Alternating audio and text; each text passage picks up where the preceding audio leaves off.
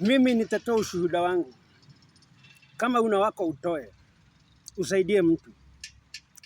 Mimi nilipohangaika mwaka mmoja nikiongea lugha sijui. Maana kuna mashetani ilikuwa inanivutania, mababu waliokufa wanakuja kunitawala na mimi nataka kwenda mbele. Sasa unajikuta unakuwa wazimu kwa hiyo njia, maana kuna mababu waliokufa wanakuvuta na unataka kwenda mbele. Unakuta wale watu ambao wanakuwa wazimu wanaongea mambo huwezi kuelewa.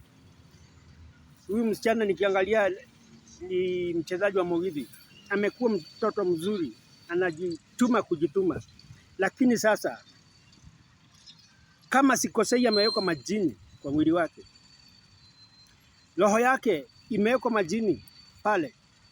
Sasa damu inapiga haifiki kwa kichwa, alafu unampelekea daktari wa kutengeneza kichwa. Halo, unafanya huyo mtoto kumharibu mwili. Sasa mimi nilienda kwa wapiga ramli, mimi mwenyewe, si ni mtu alinipeleka huko. Nilipofika pale, nikwambie nilifanywa nini? Kitu ya kwanza nilipewa ni majani hivi, na hii picha sioni ikiwa mzuri.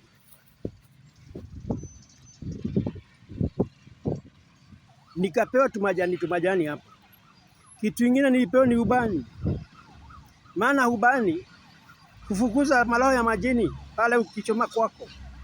Ukiona mtu anachoma ubani, sio kwamba yeye ni mganga, hapana, bali anafukuza maroho ya majini. Ikiwa hata father kanisani, ukienda kanisa za Catholic, za Independent, wanachomaga maubani na wanachanganya na vitu zingine, ni za kuondoa mapepo ya majini, mapepo machafu katika kanisa. Watu wakija wakuje mahali pa, hapana, maroho inawasumbua, watulie. Lakini hii ni siri, nimekwambia. Watatu walifunga macho, wengine wakafungua, wengine wakafunga, mmoja akafunga. Kanisa yenyewe inajua hivyo. Ndio ule kuhani anachoma zile vitu, unaona akichoma na anazirukisha pale kwa kanisa, maana zile ni za kufukuza maroho machafu ambayo inaweza kuja kwa kanisa. Ubani ikiwa ni moja yake. Sasa hiyo ndio kitu ya kwanza, nipewe ubani na majani nyingine hapo. Nikaenda nikaambiwa nichome kwangu, na nilipochoma, kumbuka nilipokuwa nimeangaishwa pale na ile roho ya uganga. Kabla niangaishwe nilikuwa na duka, nilikuwa na hoteli. Nilipopelekwa kwa wapiga ramli hawa waganga hawa, niliadhirika kwa mwezi mmoja. Nilikuwa nimeadhirika, sina chochote. Nilikuwa sina chochote kwa mwezi mmoja. Ikaendaje? Rafiki akanipeleka distance, akaniambia ongea na yule mtu ako pale, alikuwa amekaa mahali nje. Nikaongea na yeye, nikaenda nikaongea na yeye, naye kumpatia story yangu kidogo, akanipeleka kwa nyumba. Kuna vitu mbili alinifanyia. Alinichapa na hizo vitu ako nazo hapo alikuwa na ngozi ya paka ambayo haina paka ndani, lakini ni ngozi inakaa kama paka. Kunipiga nayo miguu nini. Mambo kadha hapo. Nikaitishwa pesa sijui 300 na maduru na manini. Mimi sikuwa na pesa, nilikuwa na 40 bob 1997. Lakini nikwambie, huyo maandiko imesema katika Isaia atawaondolea mganga ambayo ni wa ukweli. Huyo alikuwa ni mganga wa ukweli, maana alinitengeneza, akanipatia vitu ya kuchoma kwangu, majini yakapotea. Akanipatia date, tukaenda kwake nyumbani. Kwake nyumbani ameshiba shimo kama kaburi pale, inafika mtu kwa mabega. Tulipofika tukalala hapo, ni mbali sana, Kitui Wanzoa kule. Mahali sijafika tena na sitataka kufika tena. Asubuhi nikaweka kwa ile shimo. Mganga alikuwa amenilipisha unga badali moja, mafuta ndoo moja, mchele gunia moja na mbuzi. na chumvi. Yaani zile chakula unaweza pikia mtu akule aina mingi zilikuwa hapo, lakini yeye kwa ile ngonia moja ya mchele alitumia kijiko moja, kwa badali moja ya unga akatumia kijiko moja, kwa mafuta ndoo moja akatumia kijiko moja. Mbuzi nikatoa pesa yake na si kuwa nayo, alinikopesha udaktari akanitengeneza na deni, akijua kwamba nitapona, nitapata pesa na nitamletea. Akanitoa zile majini ziko hapa, zinawekwa hapa kwa roho, hapo karibu na roho. Vitu ziko uhai, zinakula ile kitu nakula na zinakunywa ile kitu unakunywa, zinafinya ile misipa ya roho, inapeleka damu kwa kichwa. Ukiona mtu ni wazimu, si kichwa mbaya, ni damu haifiki kwa kichwa, maana ile misipa ya kupeleka damu kwa kichwa ishafinywa na ile majini. Yule mama akisha moto pale juu ya shimo, akaweka zile ni mamiti tu anaokota kwa hapa kwa kichaka, anawakisha hapo. Sio ni kitu ati tofauti, miti anaokota tu hapa kwa kichaka, iko hapo, anaweka hapo, anawakisha. Ni akuita yale majini.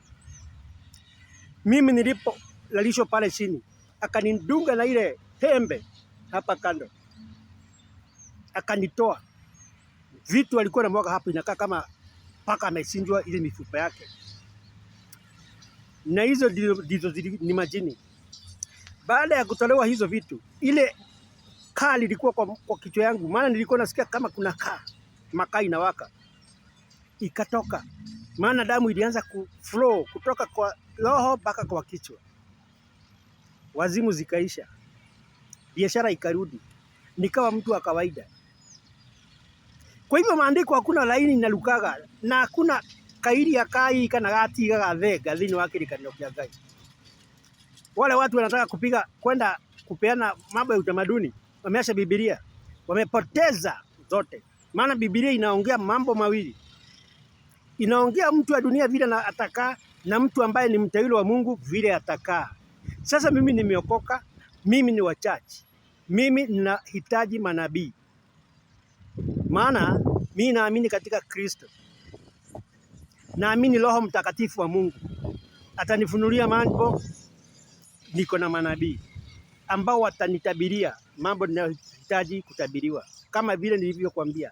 Daudi alikuwa anaenda kwa nabii, maana alikuwa ni mteule wa Mungu, lakini watu wa dunia ambao hawamwamini Mungu, yani hawajitolea kwa Mungu, hawafai kupeleka watu wao kwa madaktari wa malale pale. Kama mtu wako amepigiwa ramli ama amepelekwa kwa mganga, kama huyu msichana, wanafaa kupelekwa kwa mpiga ramli ama. Lakini Mungu anasema amewaondoa katika Wakikuyu, ameondoa hao wapiga ramli wa ukweli, ameondoa waganga wa ukweli, na ameahidi katika Isaya 4, hiyo Isaya 3, ataondoa hawa watu. Sasa uombe Mungu akusaidie, akutume kwa mpiga ramli wa ukweli ama kwa mganga ambaye ni wa ukweli, ambaye hata kukula pesa yako bure, atakutengenezea, yani atakutoa zile pepo. Hiyo picha nyingine nitaongea habari ya kuna zile bogo zinaitwa bogo, imeongea katika Methali. Nitaangalia Methali ngapi, nitakuja nikwambie. Kuna zile vitu zinaitwa mbogo. Maandiko inasema bogo shitagwo rwaine naguo ni wacio umaga kuri Ngai. Sasa nataka tuangalie hizi mbogo zinakuwa nini na zinakuwaje. Maana nilipoenda pale kwanza, hiyo kitu ndio nilifanywa, ndio huyu mtu ajue shida yangu imetoka wapi, ndio tujue anamwaga hizo kwa nini, na anajuaje shida yako ni gani. Wacha tufikishe hiyo hapo, utaendelea kujua mengi. Ukimjua Mungu, hata shetani mwenyewe nilikwambia umjue, wakati atakutembelea siku moja, usimkaribishe kwako ukifikiria, maana ni mfano wa malaika na nuru. Halo, naitwa Apostle Solo. Tumeokoka tukiwa tumeona mengi, tumemjua shetani mwenyewe, na sasa tukamjua Mungu ambaye mwenye nguvu kushinda wote. Situongee kwa hiyo pati nyingine.